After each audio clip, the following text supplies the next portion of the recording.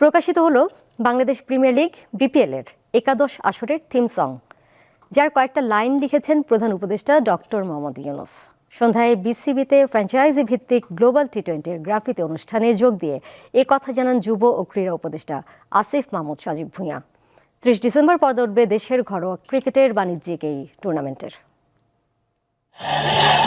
ঘরোয়া ফ্র্যাঞ্চাইজি লিগের একাদশ আসরে নতুন আয়োজনে বিসিবি জুলাই অভ্যুত্থানে ঘটে যাওয়া নানা ঘটনার পাশাপাশি গ্রাফিতির মাধ্যমে তুলে ধরা হয়েছে আবু সাইদ মুগ্ধদের মতো শহীদদের গ্রাফিতি।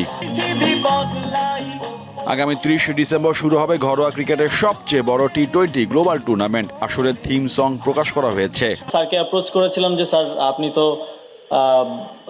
অলিম্পিক সহকারে আরো অনেক বড় বড় ইভেন্টের ডিজাইনে ইনপুট দিয়ে থাকেন, তো আমাদেরকে যদি একটু ফ্যাসিলিটেট করেন। তো আমি তখন এতটা আশা করি নাই যে স্যার এতটা ইনভলভ হবেন পার্সোনালি, এবং স্যারের টিম সহকারে আমার থেকেও বেশি ইনভলভ ছিলেন। বিপিএল এর উন্মাদনা ছড়িয়ে দিতে নানান চেষ্টায় আয়োজক বিসিবি। ঢাকা, সিলেট, চট্টগ্রাম 3 ভেন্যুর উইকেট নিয়ে নানা সমালোচনা দেখা গেছে বিগত আসরগুলোতে। এবার তা কাটিয়ে ওঠার কথা জানালো বিপিএল গভর্নিং কাউন্সিল।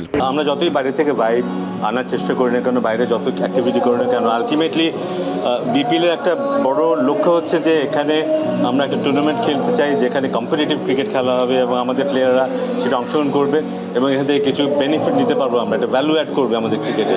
সেটা যদি না করতে পারি তাহলে কিন্তু এটা একদিক দিয়ে ব্যর্থই। 7 দলের অংশগ্রহণে এবারের আসরে ম্যাচ হবে 46টি। 2025 সালের 7 ফেব্রুয়ারি ফাইনালের মধ্য দিয়ে পর্দা নামবে এবারের বিপিএল এর। মোহাম্মদ হাসিব, দীপ্ত স্পোর্টস, ঢাকা।